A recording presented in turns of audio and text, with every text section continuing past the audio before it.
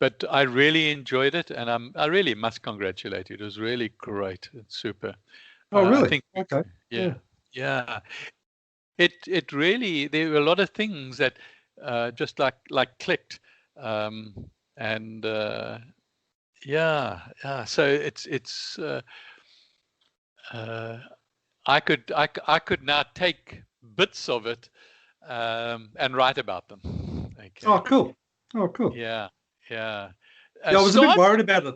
I was a bit worried that it was sort of almost too abstract or something at some point. But then I thought I'll just get it all down, and then once it's out of your head, then we can do what we need to do with it, sort of thing. So, yeah. Yeah, but it's as abstract as you may perceive it to be.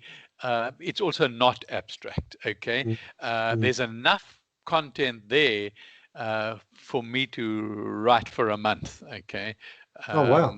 and research. Yeah, the one thing I didn't realize, and clearly you did, and that is distributism or distributionism. Okay, it's all the same word. Goes back a long time. Yeah. Okay. I didn't know that. Okay. It goes back. It actually originated somewhere with the Catholics. Okay. Yeah. I think in the last century or something like that. So I'm going to certainly research that because it'll help me get a really good grounding, but I can write on it just by itself, you see. And so, yeah, so like that. And there were other things like that as well.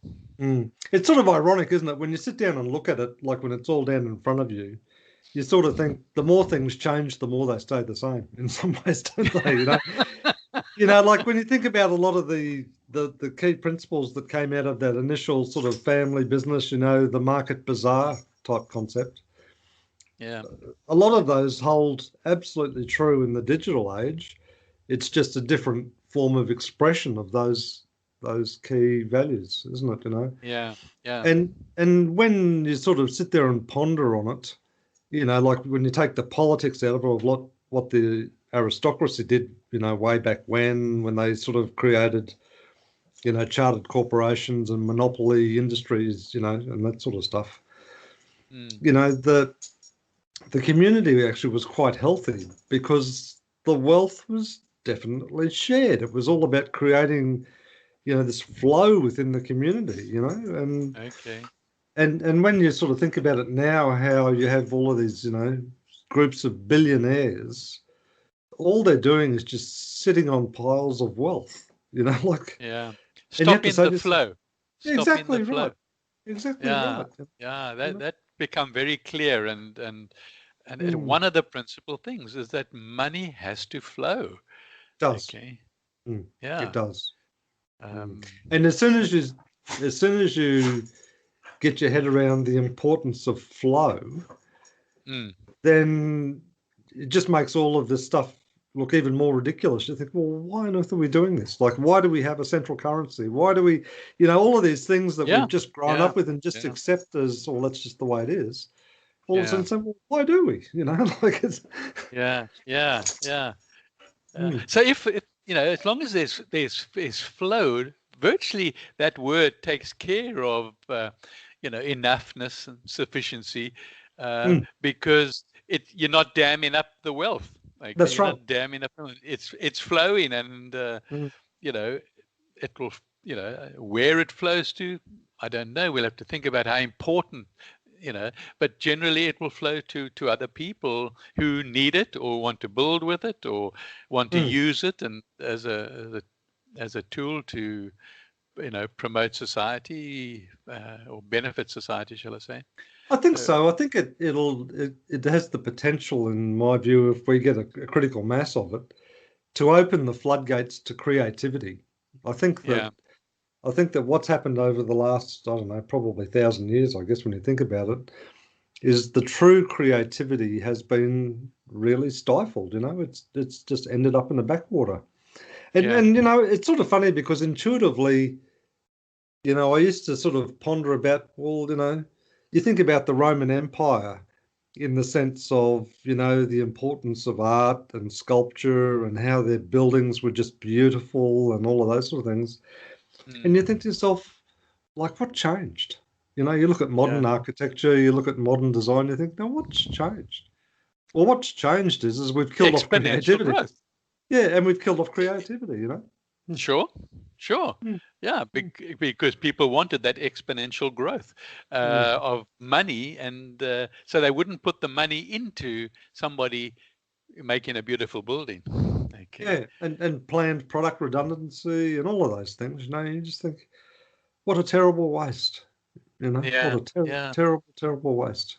You know, when I a few weeks ago when Sue and I walked around Perth, they've left certain old buildings, and I mean, Australia is not old in any sense of the word, but still there were the old buildings that when they were built, they still had character, you know, and uniqueness, and a certain amount of, you know, I think each one was different, you know, was unique. That's the word I was trying to find from the others. And there are quite a few, you know, down the streets and so on. You get this enormous big straight building, and then you get this old single story or double story or something down there. So, and then you start looking at really the old. You know, if you go to the UK, for example, and go and exactly, yeah. Oh my goodness, there's some beautiful buildings, and you're quite right, the Roman era. So and it helps talking like this.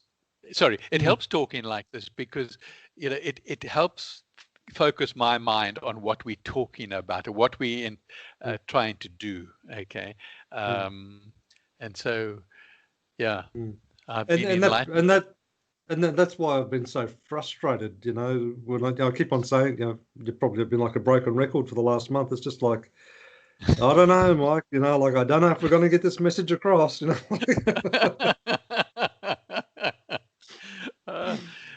I think we will, you know, I really think we will. And with your creativity on what the whole thing should look like and feel in order to get there, you know, I know I got a good picture of where there is maybe, okay, but how to get there, I think you know, you're the ideal person, and get the course going. Well, the other thing that sort of started to emerge for me a bit too is this part 2 piece. And I'm having some question marks as to whether it's going to fit.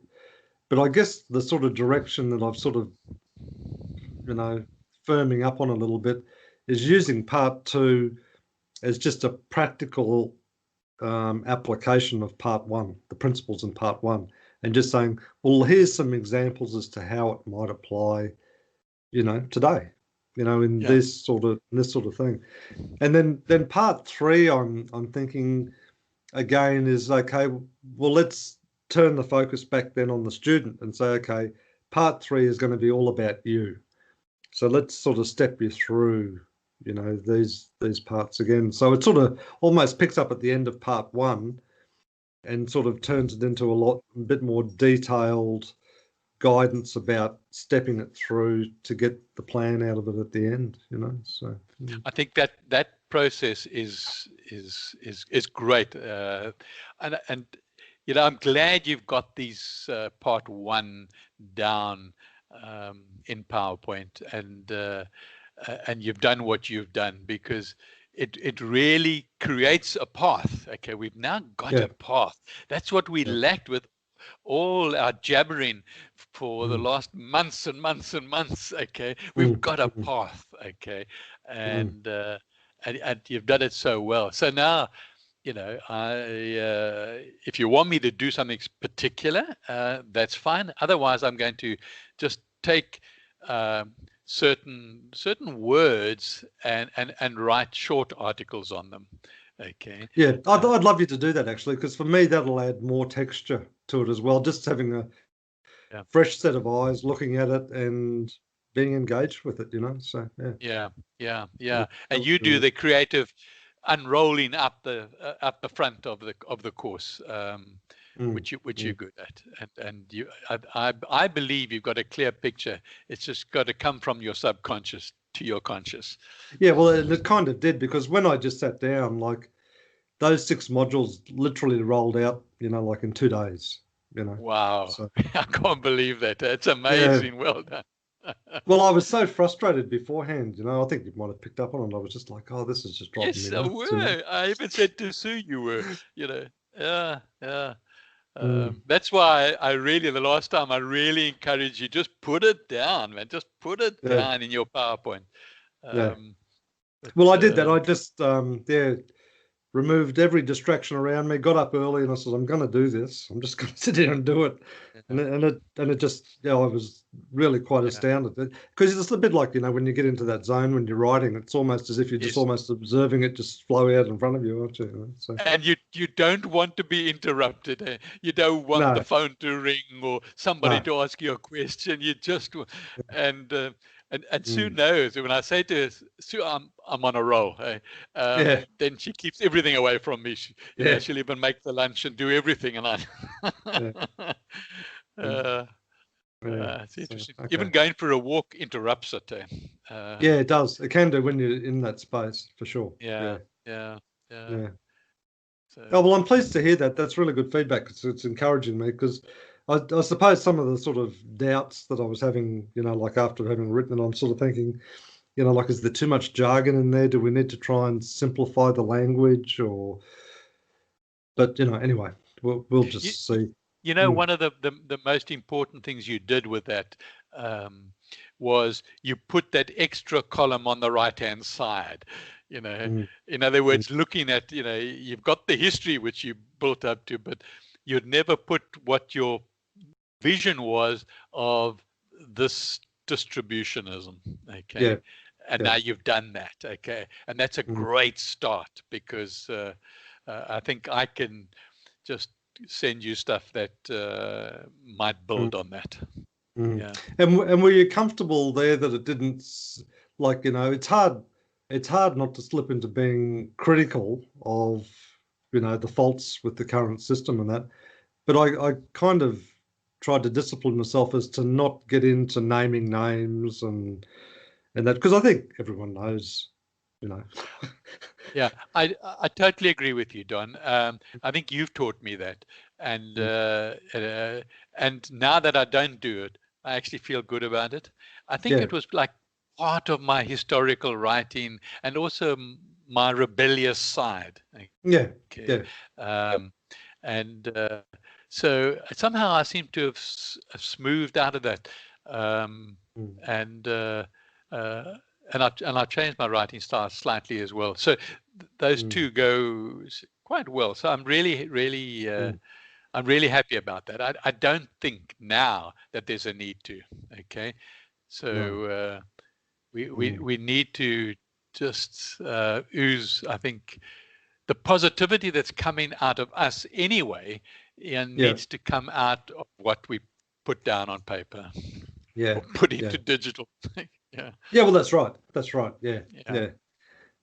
it is. And I think that the other thing too, in my mind, is that when we do look back, to those really important community values which were present through, the bazaar marketplace and those sort of family-oriented businesses and so on, as to how they conducted themselves, it seems to me that we've had such a disconnect, for such a long time, haven't we? I mean, there are elements, we have to be careful we don't sort of have sweeping generalisation. There's elements of them around, now and has been for a long time. But the dominance, the pendulum is just skewed way too much over, to the right at the moment, isn't it? And we just need to bring that back, get the balance back, I think, and let that creativity emerge. And as soon as that creativity starts to emerge, with a critical mass, I think it'll just, has the potential to be just absolutely fantastic, I think, so. I agree with you. And I think if you just look at America as an example, there's this pendulum has swung very, very strongly. It's led the world, and But now there's a natural feeling amongst the socialists to swing the pendulum, but swing it in the wrong direction. Okay. Yeah. And so the pendulum must swing. Okay, it has to. It's just. But if it's driven by communism or socialism, we're heading in the wrong direction. Oh, absolutely. So, we have to get the politics out of it. We have to bring in humanism as the approach, because that just takes us straight back to our spiritual roots, I think, then, doesn't it? So yeah. And I like the way you just touched on the spiritual side at the end, by using the word the source. Yeah, that's right. I like that.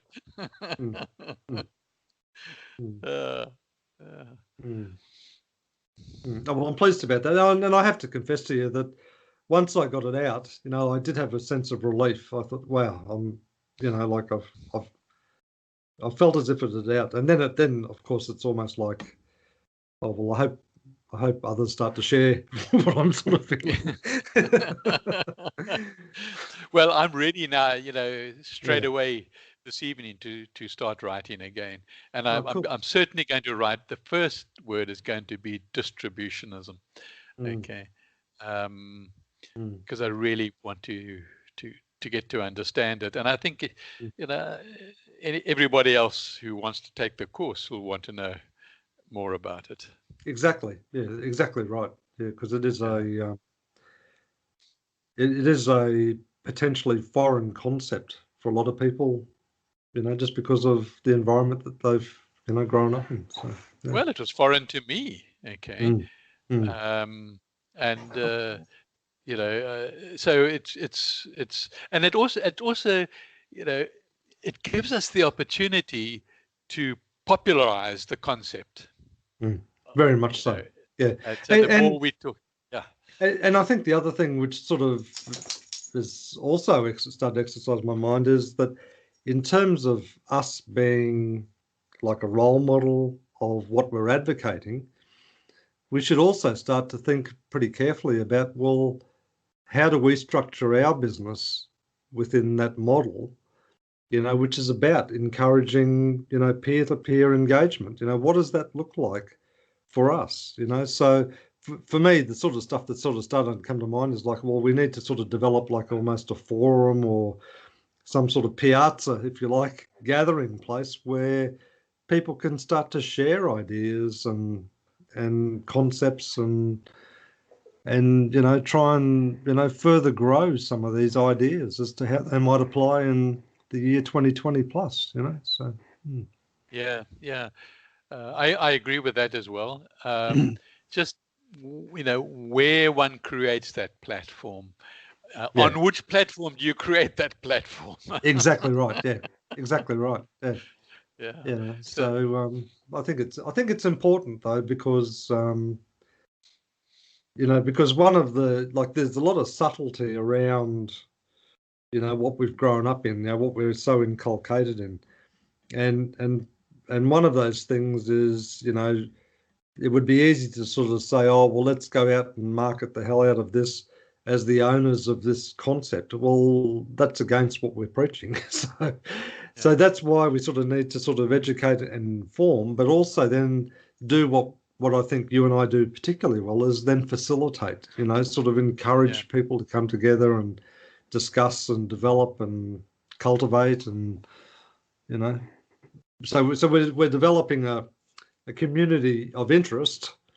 But within that community of interest, no doubt there will start to develop communities of practice around different types of expression of these principles, I think, so. Yeah. And where you've got the website now, does that, I don't know what it's based on. I know it's not WordPress, but can you create... Yeah, I think we can. Yeah, I think we can. It's just we just need to give some thought as to what we would like it to look like. Our own creative expression as to what we think it might be. Whether it is a forum or or whether it sort of takes more of the form of like an incubator or something like that. I'm not sure, maybe that might be a different sort of approach to it, rather than just having people there, spitballing ideas. Maybe it's more about, okay, let's make this more practical so that people who come into this sort of environment, we incubate these ideas and try and get them to sort of get their own life, out of it, sort of thing, which goes back to that idea of us being a catalyst too, I think. Yeah. So. Right. But I don't know. I'm just sort of pondering options there at the moment, because, as I said, I think it's really important for us to practice what we preach. So. Yeah. No, I agree with you. But I think we must. We're on a roll now. Certainly, you're on a roll. With this. So keep your mind focused on the next part 2. Yeah, I am. And I'll catch up with you with some writing about things, and then slowly I think the other things the time will come when they'll be right to create platforms and so on. Yeah. Well, it's sort of ironic, because if we do this course well, our own development of the course is in effect us doing the course. Yeah. So the outcome of us finishing this course should be us also launching our own business plan. So to speak. No, without a doubt. Yes. No, I totally agree. I think we're in a roll in the right direction, and I think it'll just unfold from there. And so it's nice to discuss all the other things, like forums and so on. But I think their time will come, and there are other things as well. Yeah. But I think, I think you're right. As long as we get, as you say, as long as we stay focused and get this done, and then I think it'll become clearer, and it'll emerge from the process of just going through it ourselves, I think. So and adding flesh to what's already there now, you see. So that I think that's important, because that will give us something to discuss or agree or disagree about, once the flesh comes on as well, because the skeleton is very strong, in my opinion. Oh, cool. Okay. Well, let's do it then. Yeah, for sure. Okay. Very good. Well, is that an opportune time to stop tonight? It's only been a fairly short call, but Yeah.